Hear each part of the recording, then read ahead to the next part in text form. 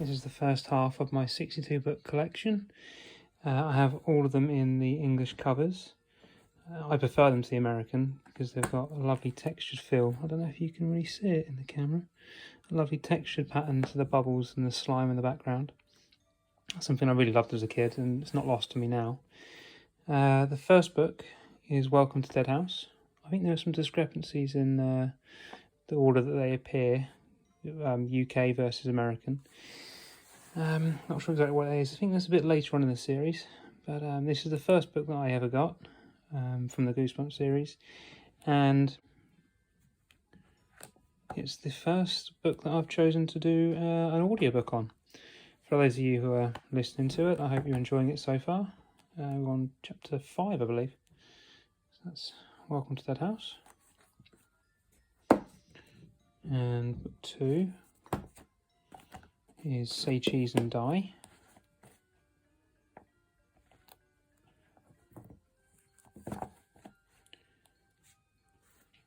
Quick look at the spine if you like.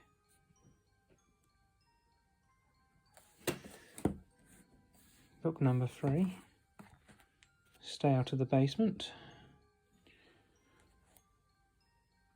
This one's a little imperfect, having got it from a charity shop, I think.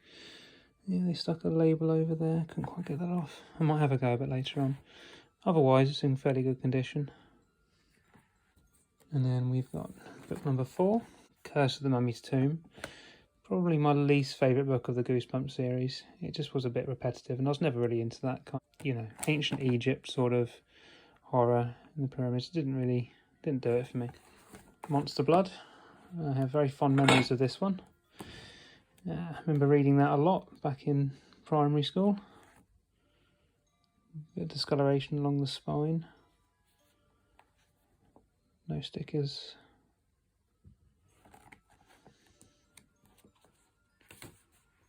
Ah, no, that's interesting. This is actually the original book that I had in primary school, and one of the first Goosebumps books I ever brought. I had them all. Well, I had a decent enough collection, and then I sold them.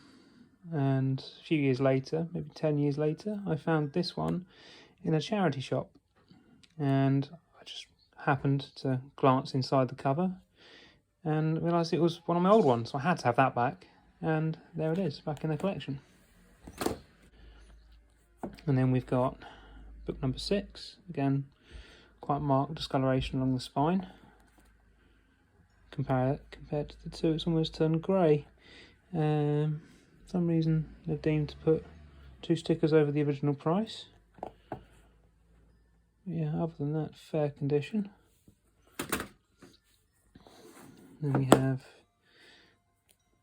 a classic, an absolute classic. I mean, if you don't like this one, then, well. So look on the other side. I remember reading this again and again and again in school. Loved it. But if you look at Slappy's design here, it's quite a lot different to how he appears in, say, the movies or as the actual puppet in the TV show. Then we've got book number 8, The Girl Who Cried Monster. A little bit of folding on the cover there, you can probably see. It's been loved by someone at some stage. Again, another charity shop purchase. I'll have to get that sticker off at some point. And then we have book number 9, Welcome to Camp Nightmare. To get rid of that. A little bit of folding on there. Spine doesn't seem to be too bad. Another book I absolutely loved growing up was The Ghost Next Door.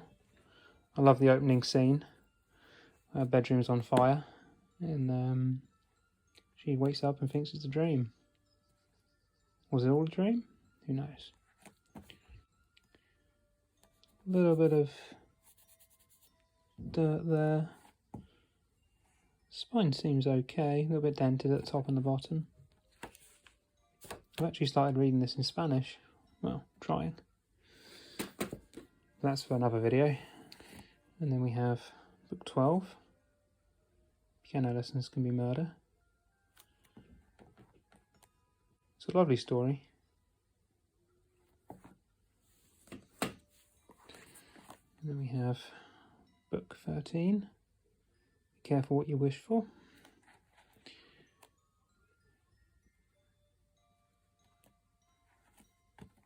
I always thought the cover art on this one was really quite nice. Very vibrant, very bright, very attractive.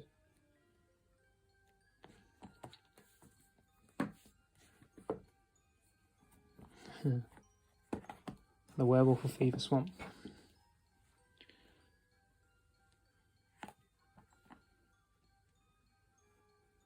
This was one that I never had as a child. My best friend had it, and I remember borrowing it from him quite frequently. I think we might have done a swap at some stage, then swapped them back. You know how kids are.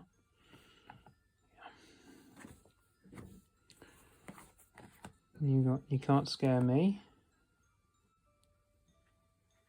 which is, sorry about knocking the camera, book 15. A little bit of spine damage with the folding. The back's in good condition, doesn't need to have been kept in the sun. An absolute classic now, One Day at Horrorland, number 16. Just admire that for a minute.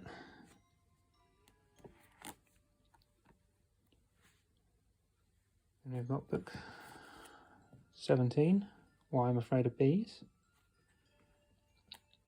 Bit of an odd one, that. Not my favourite of all the stories. Never mind. Monster Blood 2. Yeah, annoyingly. It's been loved by someone very bored in class, no doubt. Colouring it in with pen, someone avoiding their homework perhaps.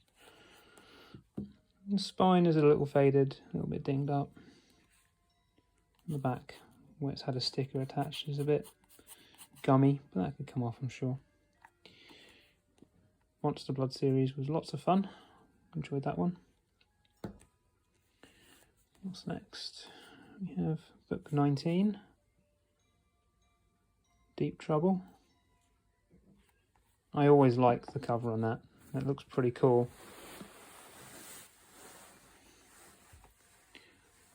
Again, another sticker to remove, but that can be done in time.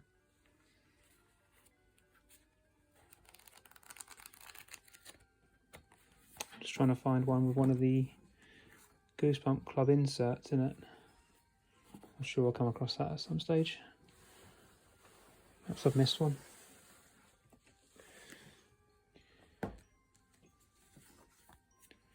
Return of the Mummy. It makes sense considering I didn't like the first one, that I wouldn't like this one too much. Just found that a little bit boring. And then we have book 22, The Scarecrow Walks at Midnight. Fair condition, I'd say. Not too much discoloration along the spine. And then book number 23. A little bit dirty along the spine, Attack of the Mutant. This was a bit of a love it or hate it kind of book when it came to the series. It wasn't a style that I was particularly familiar with as a child, a comic book villain. And the DVD or the VHS version, as it was at the time, that was played on TV fairly regularly. And it was probably my least favourite of them. It was played in 2 parts, I believe. I just went on for much too long and wasn't quite the best, not in my opinion. And then we have book 24, My Hairiest Adventure. Another one that I remember borrowing from my friend fairly frequently because I never had a copy. This one, look at the way the cover comes back down. It's barely red. A little bit discoloration on there. Otherwise very good. Now this one, A Night in Terror Tower, was, at least in the UK, originally released with a VHS cassette, which I watched and watched and watched. I don't have a copy of it anymore, but I do have the DVD version, which at least I can play. I think the book is much better than the DVD, or the VHS as it was. But it was a really cool idea to have a book go alongside the DVD, because at the time YouTube didn't exist. And then we've got book 26, The Cuckoo Clock of Doom.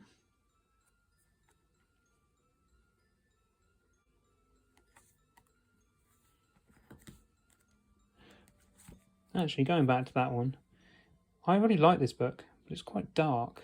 I remember the ending. I think it's quite dark in that his sister disappears, and I suppose there's some way to go back in time and get her. I guess I probably ought to do that, and I will, really. One of these days, maybe. Wow, that was probably the darkest ending that I remember from the series. And then Monster Blood 3, another one of the classics. One of the best, in my opinion. That's why it's absolutely... well, we say it's loved. It's been loved. Oh, here we go. Another one that I purchased back from back in my childhood days. And then Ghost Beach, which is book 28.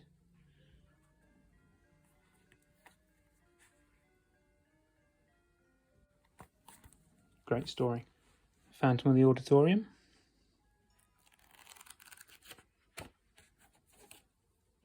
Book 29. A bit dinged up at the top.